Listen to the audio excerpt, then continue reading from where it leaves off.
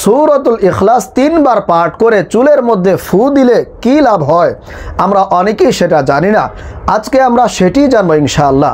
প্রিয় ভাইরা মা বোনেরা, সূরাতুল ইখলাস কিন্তু খুবই গুরুত্বপূর্ণ ফজিলতপূর্ণ একটি সূরা, কারণ এই সূরার মধ্যে আল্লাহ পাক রব্বুল আলামিনের একত্ববাদের পরিচয়কে তুলে ধরা হয়েছে। তাছাড়া এই সূরার আরও অনেক ফজিলত রয়েছে। আল্লাহর নবী সাল্লাল্লাহু আলাইহি ওয়াসাল্লাম বলেন, কোনো ব্যক্তি যদি এই সূরাতুল ইখলাসটি মাত্র 3 বার পাঠ করে আল্লাহ পাক রব্বুল আলামিন তার আমল নামায় 1 খতম কোরআন পাঠের সওয়াবকে লিপিবদ্ধ করে দেন। সুবহানাল্লাহ। তাছাড়া এই সূরাতুল ইখলাসকে যারা ভালোবাসে, এই সূরার আমল যারা করে, আল্লাহ পাক রব্বুল আলামিনও তাদেরকে ভালোবাসেন এবং তাদেরকে জান্নাত দান করেন। অর্থাৎ আপনার জান্নাতে যাওয়ার জন্য সূরাতুল ইখলাসের আমলই আপনার জন্য যথেষ্ট হবে ইনশাআল্লাহু তাআলা। প্রিয় ভাইরা মা বোনেরা, চলুন তাহলে আমরা এই আমলটি সম্পর্কে জেনে নেই। এই আমলটি আমাদেরকে করার জন্য কোনো নির্দিষ্ট সময় সীমা উল্লেখ করা নেই। আপনি যখনই ইচ্ছা করবেন তখনই চাইলে এই আমলটি করতে পারবেন।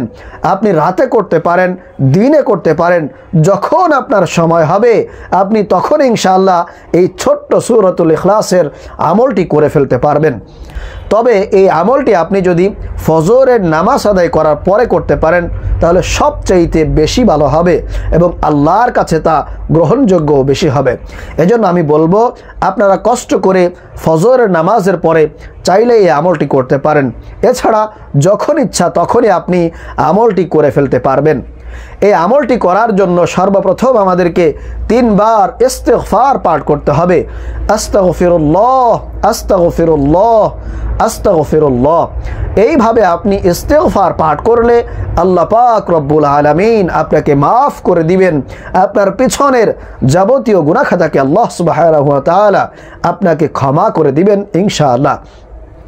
প্রিয় ভাইরা মা বোনেরা, ইস্তিগফার পাঠ করার পরে আপনি 3 বার দুরুদ ইব্রাহিম, নামাজের যে দুরুদ রয়েছে, আল্লাহুম্মা সাল্লি আলা মুহাম্মাদি ওয়া আলা আলি মুহাম্মাদ, এই যে দুরুদ আছে এই দুরুদটা আপনি 3 বার পাঠ করবেন।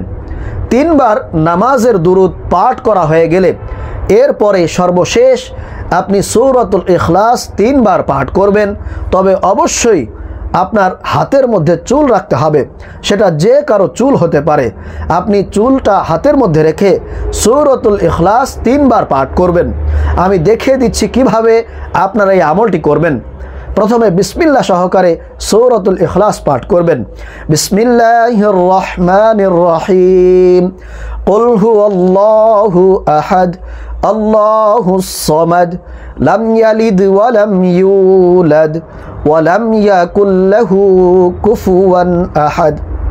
এরপরে আপনার যে হাতে রাখা চুল আছে সেই চুলের মধ্যে আপনি 1টি বার ফুঁক দিবেন। এরপরে আবারও বিসমিল্লাহ সহকারে সূরাতুল ইখলাস 1টি বার পাঠ করবেন। তারপরে আবারও চুলের মধ্যে ফুঁক দিবেন। এইভাবে করে আপনি 3 বার বিসমিল্লাহ সহকারে সূরাতুল ইখলাস পাঠ করে চুলের মধ্যে 3 বার ফুঁক দিবেন। প্রিয় ভাইরা মা বোনেরা, এই আমলটা করলে আপনাদের কী লাভ হবে, চুলের মধ্যে ফু দিলে আপনি কী লাভ অর্জন করতে পারবেন, সেটা হলো আপনি যার চুল নিয়ে এই সূরাতুল ইখলাসটা পড়ে ফুঁক দিবেন সেই আপনার বশীকরণ হয়ে যাবে, সে আপনার বশ হয়ে যাবে, আপনার বাধ্য হয়ে যাবে ইনশাআল্লাহ। সে আপনার কথায় উঠবে এবং বসবে, আপনার প্রেমে পাগল হয়ে যাবে, দিওয়ানা হয়ে যাবে। এই আমলটা মূলত শক্তিশালী পাওয়ারফুল বশীকরণ একটি আমল। আপনারা অনেকেই জানেন না, আমি আজকে আপনাদেরকে বলে দিলাম। ইনশাআল্লাহ আপনি যাকে ইচ্ছা তাকে বাধ্য করতে পারবেন। আপনার পরিবারের যে সমস্ত মানুষ আছে আপনার অবাধ্য, আপনার কথা শোনে না, সে আপনার স্ত্রী হতে পারে কিংবা স্বামী হতে পারে, আপনার স্বামী, সন্তান, যে কেউ ইচ্ছা তার জন্য আপনারা এই আমলটি করবেন। ইনশাআল্লাহ 100% আল্লাহর রহমতে আপনি ফলাফল অর্জন করতে পারবেন। তবে অবশ্যই এই আমলটি আপনারা কোনো ধরনের হারাম কাজে, অবৈধ কাজে করতে যাবেন না। যেহেতু কোরআনী আমল ভালো কাজে ব্যবহার করবেন তাহলে অবশ্যই খুব দ্রুতই একটা ভালো ফলাফল আপনি হাসিল করতে পারবেন। প্রিয় ভাইরা মা বোনেরা, আল্লাহ পাক রব্বুল আলামিন আমাদেরকে এই সূরাতুল ইখলাসের ছোট্ট আমলটি করে আমাদের অবাধ্য মানুষগুলাকে আমাদের বাধ্য করার তৌফিক দান করুন।